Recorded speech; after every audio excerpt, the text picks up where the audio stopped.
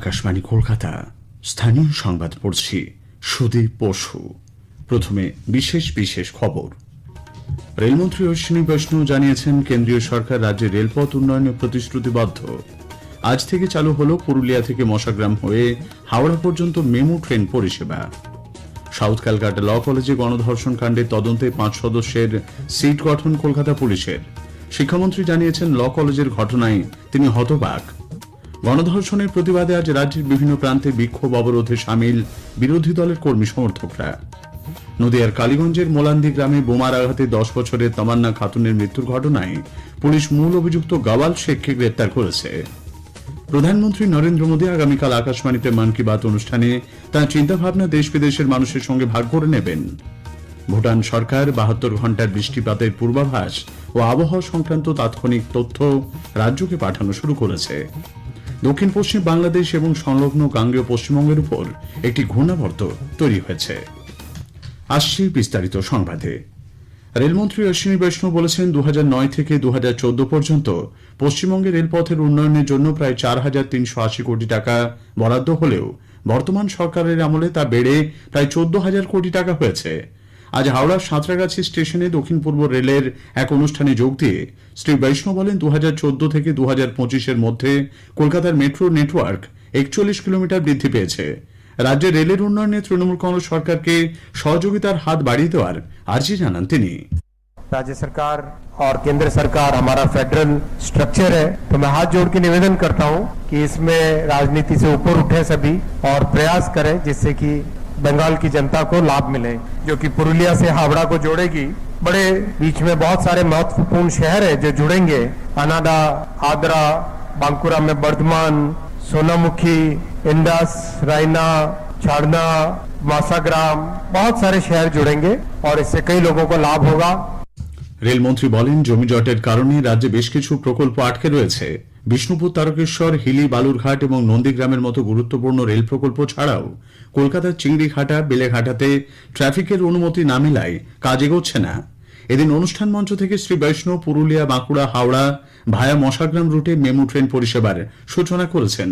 উপস্থিত ছিলেন কেন্দ্রীয় প্রতিমন্ত্রী সুকান্ত মজুমদার, বিষ্ণুপুরের সাংসদ সৌমিত্র খাঁ এবং হাওড়ার সাংসদ প্রসূন বন্দ্যোপাধ্যায় ছাড়াও রেলের পদস্থ আধিকারিকরা। পুরুলিয়া স্টেশনে এই উপলক্ষে উপস্থিত ছিলেন সাংসদ জ্যোতির্ময় সিং মাহাতো, পুরুলিয়ার বিধায়ক সুদীপ মুখোপাধ্যায়, আদ্রার ডিআরএম সুমিত নারুল্লা সহ বহু বিশিষ্ট ব্যক্তিবর্গ। নতুন এই ট্রেনের সূচনার ফলে জঙ্গলমহলের জেলাগুলির মানুষের চাহিদা দীর্ঘদিনের এই চাহিদা পূরণ হল বলে বিষ্ণুপুরের বিজেপি সাংসদ সৌমিত্র খাঁ জানিয়েছেন। এদিকে দক্ষিণ পূর্ব রেলের লোকাল ট্রেন পরিষেবা সময় মাফিক চলা সহ একাধিক দাবিতে এসইউসিআই কমিউনিস্ট আজ সাঁতরাগাছিতে রেলমন্ত্রীর কাছে স্মারকলিপি জমা দিয়েছে। ভারতীয় রেল নিউ জলপাইগুড়ি থেকে কলকাতা পর্যন্ত রেলপথকে বিশ্বমানের করে তোলার উদ্যোগ নিয়েছে। কলকাতা ন্যাশনাল লাইব্রেরির ভাষা ভবনে লঘু উদ্যোগ ভারতের একটি অনুষ্ঠানে আজ এক সাংবাদিক বৈঠকে রেলমন্ত্রী অশ্বিনী বৈষ্ণব জানান, এই প্রকল্পের কাজের জন্য ইতোমধ্যেই মাস্টার প্ল্যান তৈরি করা হয়েছে। न्यू जलपाईगुड़ी से लेके कोलकाता, हावड़ा, आसनसोल, ये शियालदह, यहाँ तक इस पूरे के पूरे कॉरिडोर को एब्सोल्युटली वर्ल्ड स्टैंडर्ड बनाने का काम हाथ में लिया जा रहा है। बंगाल में जितने उद्योग हैं उन सब फैक्ट्रियों में कंटिन्यूसली मॉडर्नाइजेशन किया जाएगा। ये सब चीजों का ध्यान रख के वेस्ट बंगाल का बजट रेलवे का मात्र 3,000 करोड़ होता है 10 साल पहले। आज मोदी जी 14,000 करोड़ दे रहे हैं और उसका प्रभाव भी देखने में आया है। কসবা সাউথ ক্যালকাটা ল কলেজে গণধর্ষণ কাণ্ডে তদন্তে 5 সদস্যের বিশেষ তদন্ত দল সিট গঠন করেছে কলকাতা পুলিশ। অ্যাসিস্ট্যান্ট কমিশনার দক্ষিণ শহরতলি প্রদীপ কুমার ঘোষালের নেতৃত্বে ওই দল কসবা কাণ্ডে তদন্ত করবে। প্রয়োজন মতো মেডিকো লিগাল পরীক্ষা করারও সিদ্ধান্ত নেওয়া হতে পারে। আজ আলিপুর আদালতে নির্যাতিতার জবানবন্দি নেওয়া হয়েছে। এদিকে কসবা কাণ্ডে ধৃত গার্ড পিনাকি বন্দ্যোপাধ্যায়কে 1 জুলাই পর্যন্ত পুলিশ হেফাজতে পাঠিয়েছেন বিচারক। গার্ডের সঙ্গে যোগসাজশ করেই নির্যাতিতার উপর অভিযুক্তরা অত্যাচার চালায় বলে পুলিশ জানিয়েছে। ঘটনার দিনে সিসিটিভি ফুটেজও খতিয়ে দেখছে পুলিশ। দক্ষিণ কলকাতার ল কলেজে গণধর্ষণের ঘটনায় নির্যাতিতার স্বাস্থ্য সংক্রান্ত রিপোর্ট 3 দিনের মধ্যে জমা দিতে হবে বলে জানিয়ে জাতীয় মহিলা কমিশন রাজ্য সরকারকে চিঠি দিয়েছে।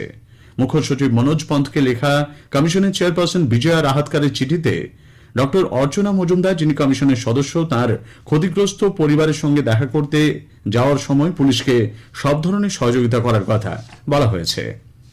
এদিকে সাউথ ক্যালকাটা ল কলেজে আইনের ছাত্রীকে গণধর্ষণের প্রতিবাদে আজ রাজ্যের বিভিন্ন প্রান্তে বিক্ষোভ অবরোধে সামিল হয়েছেন বিরোধী দলগুলির কর্মী সমর্থকরা।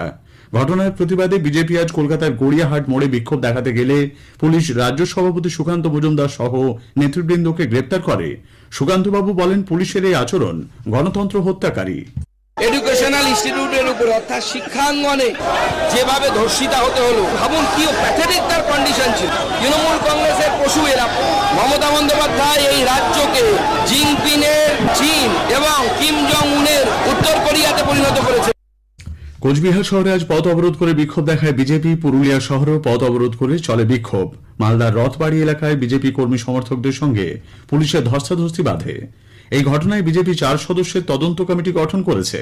দলের সর্বভারতীয় সভাপতি জগৎ প্রকাশ নাড্ডার নির্দেশে গঠিত এই কমিটির সদস্যরা হলেন প্রাক্তন কেন্দ্রীয় মন্ত্রী সতপাল সিং, কেন্দ্রীয় প্রতিমন্ত্রী মীনাক্ষী লেখি, লোকসভা সাংসদ বিপ্লব কুমার দেব এবং রাজ্যসভা সাংসদ মনন কুমার মিশ্রা। প্রদেশ কংগ্রেস আজ কসবা থানার সামনে বিক্ষোভ দেখায়। বেশ কয়েকজন নেতাকর্মীকে অন্যায়ভাবে আটক করা হয়েছে বলে প্রদেশ যুব কংগ্রেসের তরফে অভিযোগ করা হয়েছে। উত্তর কলকাতা জেলা কংগ্রেসের পক্ষ থেকে আজ ডিসি নর্থের কার্যালয়ের সামনে বিক্ষোভ দেখানো হয়েছে।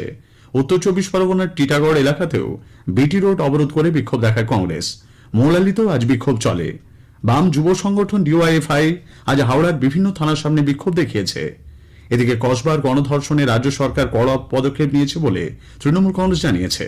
আজ এক সাংবাদিক বৈঠকে রাজ্যের মন্ত্রী চন্দ্রিমা ভট্টাচার্য বলেন, রাজ্য সরকার অপরাজিতা বিল বিধানসভায় পাশ করালেও এখনো সেটি আইনে রূপান্তরিত হয়নি। রাজ্যের মুখ্যমন্ত্রী অপরাধীদের আড়াল করতে দেবেন না বলেও তিনি স্পষ্ট জানিয়েছেন। গণধর্ষণের ঘটনায় সাউথ ক্যালকাটা ল কলেজ কর্তৃপক্ষের কাছ থেকে রিপোর্ট তলব করেছে শিক্ষা দপ্তর। পাশাপাশি কলেজের ভাইস প্রিন্সিপালকে পরিচালন পর্ষদের বৈঠক ডাকতে বলা হয়েছে।